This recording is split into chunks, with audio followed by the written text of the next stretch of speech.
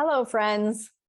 Let's talk about the ending of season 3 of The Chosen, shall we?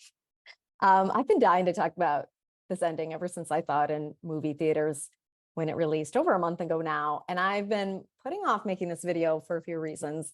One, I hate spoilers. I wanted to make sure everyone who had a chance to watch the ending got to actually see the ending.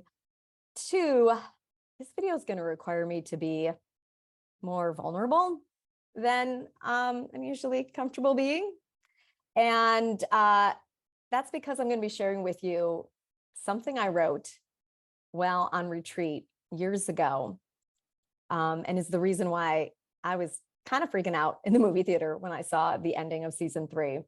And, the stuff you write on retreat is usually, it's pretty personal. You don't really share that with people, but I decided I wanted to share it with all of you.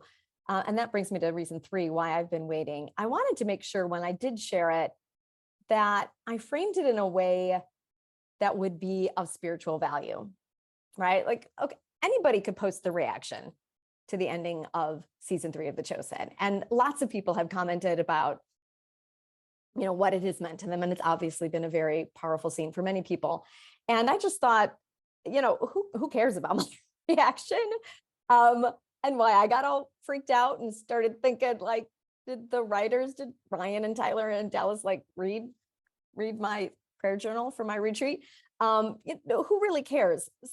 But if I can present it in a framework where it is of spiritual value, then I think it is worth my time to share this with you. And I hope that's what it is. I hope this is something you find helps accompany you on your journey. So let me frame it this way. My reaction to the ending of season 3 of The Chosen really has to do with being attuned to how God's working in your life.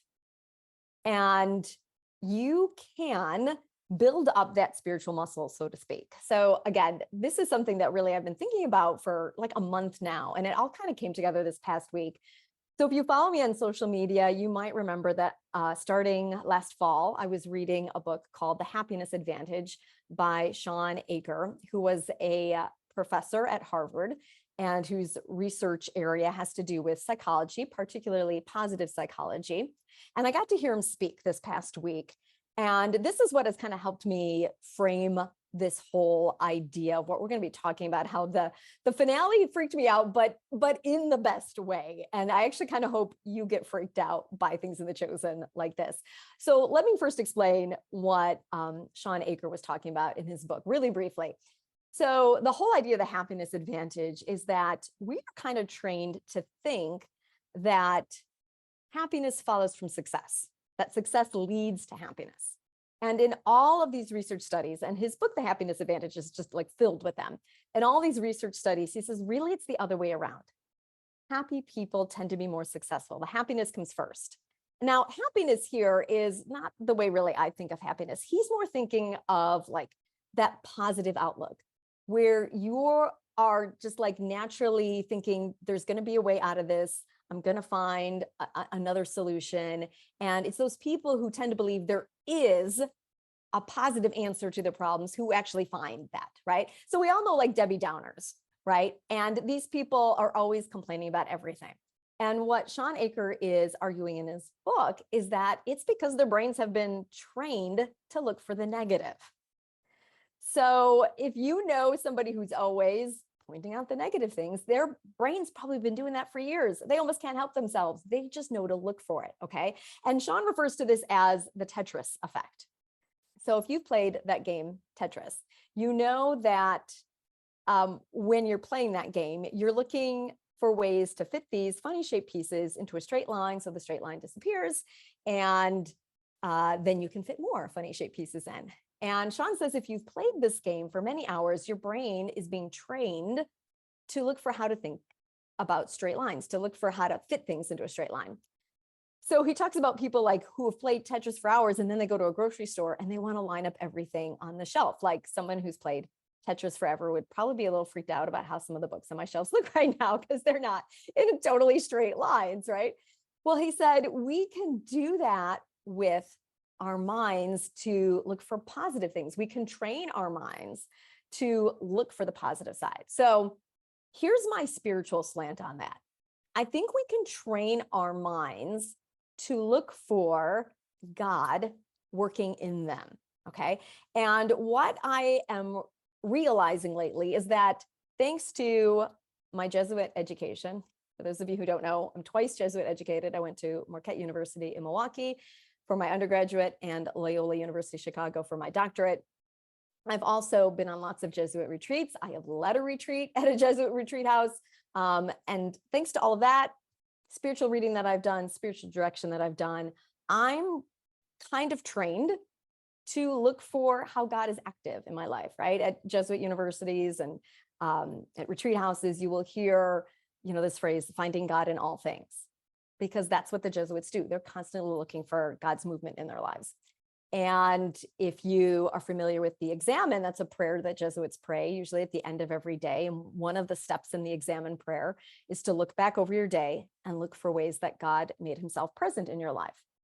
So what does this all have to do with The Chosen? Well, the freak out moment that I had at the end would not have happened if I haven't been trained over all these years to look for God's movement in my life. Because I wouldn't have made these connections without it. And I'd like to invite you, as you're hearing my own story, to maybe think about ways God has done something similar for you. And I'd love it if you'd share it in the comments. And if you're like, gee, I don't really see God moving in my life, I don't think he's really present. I don't see him in all things. Maybe take this as a challenge. Maybe something you want to try for Lent is at the end of every day, just ask yourself, where has God been present in my life today? Where has God shown his love for me today? Where has he been present? And I'll just give you a brief example before I get into specifically the chosen one. But many of you also know that I am a writer. I've had a few novels for young readers that have been released. And in 2021, I had my first book for teachers come out from Ave Maria Press. In fact, oh, there it is right there. It's a book called Sweet Jesus, Is It June Yet? And it's a book for teachers on combating teacher burnout. And it's really just a series of gospel reflections. It's really me looking at Jesus as a teacher. What can teachers learn from him? Looking at Jesus as a role model for teachers. And that came about after years of writing gospel reflections for first my church for their Lenten prayer booklet. And then I was invited to write gospel reflections for the CatholicMom.com community. And then I just on retreat started working on this idea. And I realized after I signed the book contract that God had really been preparing me for this for a long time. And just last week, I had one of my gospel reflections come out on the Catholic Mom website. And it was a reflection on the gospel passage. And forgive me, I can't quote you chapter and verse because I'm Catholic and we tend not to memorize things like that. But I will tell you, it is the gospel story where Jesus teaches his apostles the Our Father prayer. And in my reflection, I talked about how right before that, Jesus tells them that, they don't have to worry about always coming up with the right words, right? That our Father in heaven knows what we are going to ask for before we ask for it. And so I mentioned in my reflection the Jesus prayer, which is Jesus Christ, Son of the living God, have mercy on me, a sinner. So you write these reflections for the Catholic Mom website months in advance. I wrote it like last October. It came out this past Tuesday. And the next day on Wednesday, I was listening to the Hallow app. So a bunch of you Chosen fans are also fans of Jonathan Rumi. And so you're probably familiar with the Hallow app. And they've got the special Lenten challenge going on. And you can listen to Jonathan Rumi and Jim Caviezel and all these other people every day. And so the next day on Wednesday, I was listening to Jonathan's version. And he was talking about the Jesus prayer. I was like, because I just had that in my gospel reflection yesterday. And of course, those Hallow ones, they're recorded months in advance, just like my gospel reflection was written months in advance. Well, so then the next day, it didn't matter if you listened to Jonathan Rumi's version or Jim Caviezel's version, the Jesus prayer came up again on, let's see, that would have been Thursday then. And then later that day, I was listening to Father Mike Schmidt's Bible in a Year podcast. No, sorry, not the Bible in a Year, the Catechism in a Year podcast. And the Jesus prayer came up again. I was like, this is the fourth time this week the Jesus prayer has come up. So this is what I'm talking about when I say being attuned to God working in your life, because here I am seeing the same prayer come up 4 times, and that's God saying something to me. I think he was saying to me, yes, these little prayers are okay. Yes, you're on the right track with what you're writing, because I can have a lot of self-doubt about my gospel reflections. Like, who am I? I don't have a degree in theology. I have lots of degrees, but they're all in English or education. They are not in theology. So like, who am I to be writing these gospel reflections? But then when I bring up the Jesus prayer and it comes up twice in the Hallow app, and then it comes up with Father Mike Schmitz, I'm thinking, okay, that's like God giving me a little wink going, keep going. It's okay. You know, keep offering your loaves and your fish, because you're on the right track. So, all right. So you get the idea here, right? We're looking for patterns, and we're looking for how God speaks to us. And I see God speaking, at least to me. And again, I'd love in the comments, if you've had the same experience, I'd love to hear how maybe God speaks to you through repetition and little God wink moments, especially as it relates to The Chosen, because I know I'm not the only one out there having these experiences. So if you haven't seen the finale of season 3 of The Chosen, you might want to stop the video here, because otherwise I'm about to spoil it big time, okay? So the finale includes Jesus walking on the water, which I guess was supposed to be a big plot twist, because they kept saying, if you see it in the theaters before it's out in the app, don't give away the plot twist. I walked out of the movie theater going, what was the plot twist? There was nothing there I was not expecting, because I had read through some of the gospel passages around the feeding of the 5,000 before I went to see it. And I literally, right, like minutes before I went to the theater, I wrote down some things I thought was going to happen in the finale. And then I jumped on my Instagram stories and I talked about them. And most of them happened. Shmuel versus Jesus, I thought we'd get more. There was just the beginning of that. Eden's healing, we got that. Gaius' child servant healed. We didn't get to the healing part, which we did get to the fact that it is actually his child. John beheaded. Okay, listen, I still can't believe we haven't had the beheading of John yet. In all the gospels, that happens before the feeding of the 5,000, and it still hasn't happened. And I've been saying all season long, when are they doing this? Because John himself said, I must decrease so he can increase. John the Baptist has to be decreased. It's time. Dallas, Tyler, Ryan, I don't know why. If you ever watch this video, I don't know why you still have John the Baptist around. He's got to go. I know we love him. We love the actor who plays it, but he's got to go. That's got to happen in season 4. Come on already. So if anything, I was shocked that the beheading of John the Baptist hasn't happened yet. Then I put down Jesus walks on water, because that happens in the Gospels right after the feeding of the 5,000. And so I got on Instagram and said, oh, maybe that'll happen at the finale, or maybe it'll happen at the beginning of season 4. I had totally forgotten Dale said he wasn't going to do that scene. Like when people said that afterwards, I was like, oh, yeah, I did remember he said he was going to skip some scenes. I forgot the walking on water scene was one he said he was going to skip. So I was not surprised at all. If that was supposed to be the plot twist, it didn't seem like a plot twist to me. And then I thought we might have the Simon becomes Peter scene, the renaming of Simon into Peter. That didn't happen yet either. I was just kind of throwing that out there because I thought if we're going to have Eden's healing, Simon needs a healing too. So I thought maybe they'd do that scene, but instead they did the Jesus walking on water as Simon's healing scene. So how did that scene freak me out? It wasn't because I wasn't expecting it. I actually was expecting it. It was the way that they portrayed it and filmed it and some of the dialogue in it. So if you remember the scene, Jesus is walking on water and Simon goes out in faith, and then he starts to drown.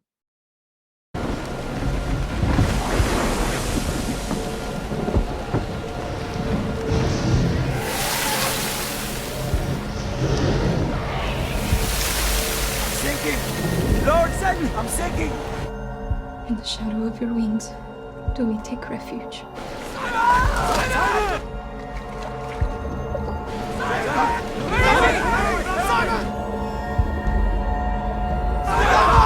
Help me, please!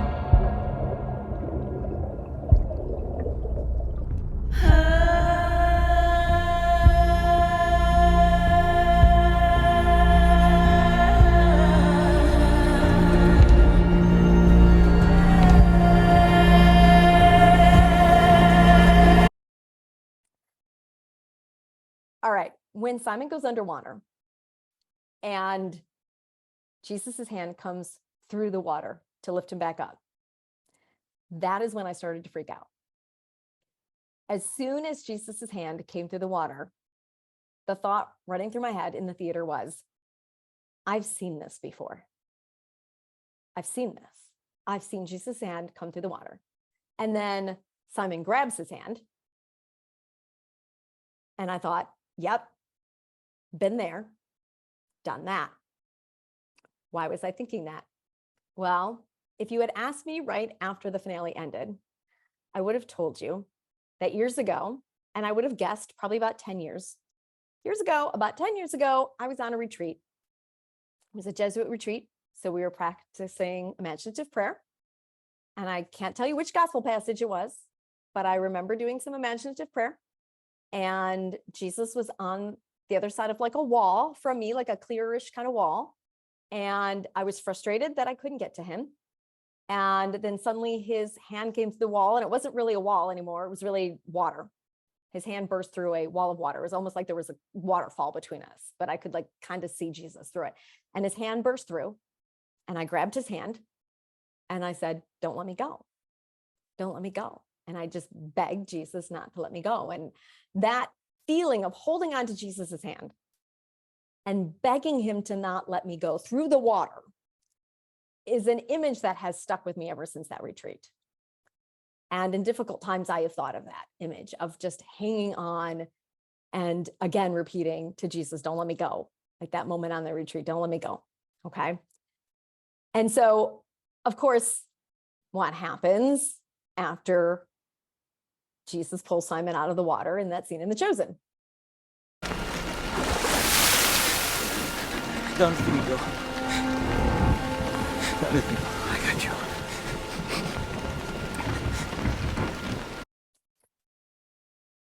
Simon is saying, don't let me go. Don't let me go, right? He's begging the same thing I had been begging during that prayer experience on the retreat. So I was a little bit freaking out in the movie theater thinking, so Dallas, Tyler, Ryan, when did you like find my prayer journal from that retreat and like, read it? Like, how did you know I had the same image in my head and I said the same thing with Jesus? So that wasn't the end of my freak out though. The next morning I ended up on my floor, right here. I ended up right here crying on my floor the next morning because I found what I had written on retreat. Now, like I said, I am a writer. God help whoever has to go through all my things when I pass away from this earth, because I have so many diaries, journals, travel journals, prayer journals, morning pages. Any of you who are familiar with Julia, I always forget if it's Julia Campbell or Julia Cameron, The Artist's Way. Actually, I think the book's right over there. It's over here, The Artist's Way. If you're familiar with that book, you're familiar with the practice of morning pages. So I also have notebooks of morning pages that I have written. So I spent Saturday morning looking through my house. I'm going through all these old prayer journals. I'm going through travel journals because I thought maybe I took one of my travel journals on this weekend retreat. And I'm looking. I finally found it down here. It was one of my morning pages. Okay. Now I had organized them when I got my bookcases here. So you can see these are my morning pages from September 14th, 2010 to July 26th, 2011. Obviously I don't write my morning pages every morning. I usually tend to do it when I'm not teaching. During the school year is a little too hard. But I finally found it, and I didn't even put the corner of the page down. So at some other point I had gone back to find this passage and had what do you call that? Dog eared it? You know what I mean? I earmarked it. What is that called? I put it down the corner. Anyway, this is where I'm going to read to you part of what I wrote on that retreat. Now, check out the date. Let's just look at that. Okay, this is backwards, but you can tell, right? This is Saturday, January 29th, 2011. And I saw the finale of season 3, February 3rd, 2023. So almost exactly 12 years after I wrote this, January 29th, 2011, which ended up being a very significant year for me. Those of you who know my author story might know about 2011. I'm going to skip the first part. I had like 3 pages of actual morning pages. And then apparently later in the day, I came back and I wrote down this reflection. During our reconciliation service today, we were asked to imagine we were the prodigal son coming home. And as we walked up the path, Jesus came to meet us. We were to imagine what Jesus would look like to us. Okay, so interestingly, right here, I was not imagining the walking on water scene. The imaginative prayer experience I was being asked to do was related to the prodigal son parable. It had nothing to do with the walking on water. So why water appeared in my prayer experience is like mystery number one, okay? The problem was I couldn't clearly see Jesus.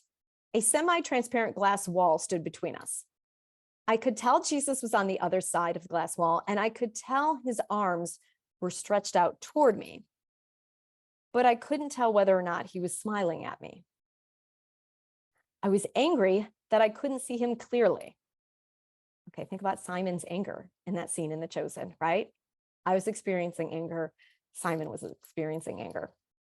I was angry that I couldn't see him clearly and that I couldn't find a way through the glass wall. Now, this is something I had completely forgotten until I reread it. As if operating a camera in a movie, I suddenly saw myself standing there before the glass wall that separated me from Jesus. As if operating a camera in a movie. 12 years before The Chosen comes out in movie theaters, I'm having a prayer experience where there is a wall that looks at first like glass and then like turns to water later on me. And I have a movie camera. Okay, freak out number 2. The camera swung around right through the wall and onto Jesus's side of the wall. It continued arcing around Jesus and back through the wall to my side. I wanted to bang through the wall. Why couldn't I get to Jesus? And then it hit me. It wasn't my job to get through the wall. Jesus could break through the wall for me. Jesus could break through the wall for me. With that, his left hand burst through the wall. His palm was up, and I grabbed his hand. I begged him not to let go. Once again, I tried to break through the wall. Okay, so at this point, the wall is like water between us, right? Jesus's hand has come through this wall that's now water, and I'm holding his hand. I tried to break through the wall so I could fully see Jesus instead of just grabbing his hand. This time when I cried out to him, I came through the wall entirely, and he held me in his arms. Freak out number 3. I had forgotten the part of my prayer experience where Jesus held me in his arms. What happened in The Chosen when Jesus put his hand into the water and pulled Simon up? He held Simon in his arms. I got you. Don't let me go. I got you. Please. Oh, you have little faith. Why did you doubt? Don't let me go.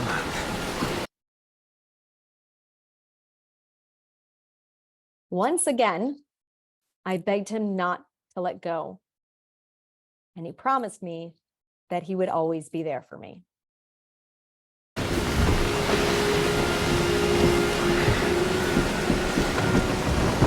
I have much planned for you, Simon, including hard things. Just keep your eyes on me. I promise. Something. Come on, help him. Help. Please. Please. Don't let me go, please. I'm sorry. Please. Don't let me go, please. I'm sorry. Please don't let me.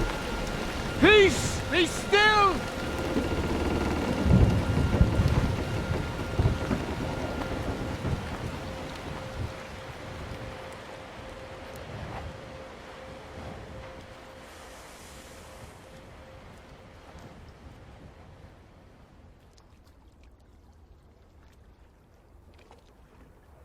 Please. Don't let me go. I'm here. I'm always here. I let people go hungry, but I feed them. Please. Please don't let me go. Don't let me go.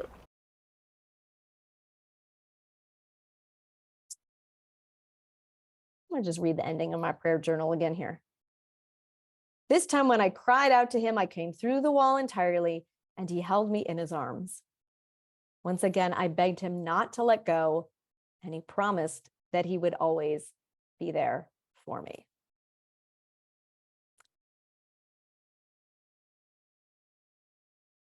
So at this point, I'm sitting on the floor over here near the cabinet where I found my journal, and I'm crying because this is freakishly like what happened in the finale of The Chosen.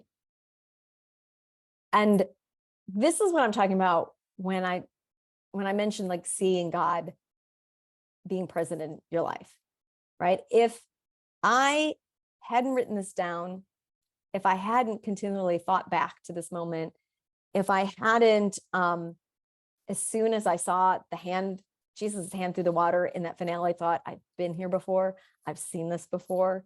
I would not have gone looking for this. And I would not have realized just really how similar it was to what happened, how this same experience is pictured so beautifully in the season finale. And it freaked me out, but in the best way, because I think it's another example of God's reassurance in my life. And I'm sure that you've had similar experiences too, maybe not exactly this way. I don't know, maybe you have. If you've had prayer experiences where Jesus' hand has come through water to you, and then you begged him not to let you go and he promised he wouldn't. I would love to hear how you came across that same prayer experience. Was it after the prodigal son, or were you actually thinking about the walking on water scene? I think The Chosen is doing such a great job of hitting on so many spiritual truths.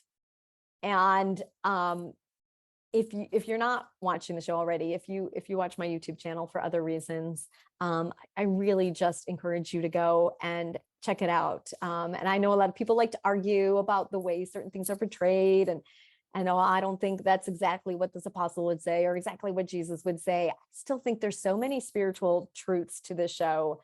And that's evidenced by how many people saw that finale and went, oh my gosh, yes, I've begged God not to let me go before. And I hope if you aren't already praying the examen at the end of the day, maybe you at least start with that idea of, at the end of the day, thinking about, okay, how has God moved in my life today? How have I seen him present? And if you keep doing that, I think you're going to find it's going to bear a lot of spiritual fruit. Because you're going to train your brain. You're going to train your brain to look for it. And then you're just going to start seeing it more and more and more. And you're going to be like, wow, God is really working in my life. And maybe you're not feeling that right now, but if you open yourself up to that and you spend some time at least thinking about, well, what am I grateful for at the end of each day? Start with that. If you're like, I don't think God's present, start with, what are you thankful for? And then let that lead you to, well, how did that moment come to be? Right? Is it a gift from God? Was he trying to say something to you? I hope that is some spiritual edification for all of you. And I don't know, maybe I'll come back and do some more Chosen videos. There's so many great things that I think we can gain from watching the show. Even as a writer, I see lots of cool writing techniques that they do. I've thought of doing a YouTube series on writing tips from The Chosen. If that's something you would be interested, let me know. Maybe that's something I can work on this summer while they're busy filming season 4. We can talk about how writers can improve their craft by watching The Chosen as well. Well, I usually end my videos with happy reading, because usually on my YouTube videos, I am talking about books because I'm usually interviewing authors here on my channel. So if that interests you, make sure you like and subscribe. We'll probably come back and do some more Chosen videos again in the future. Till next time, everybody, God bless.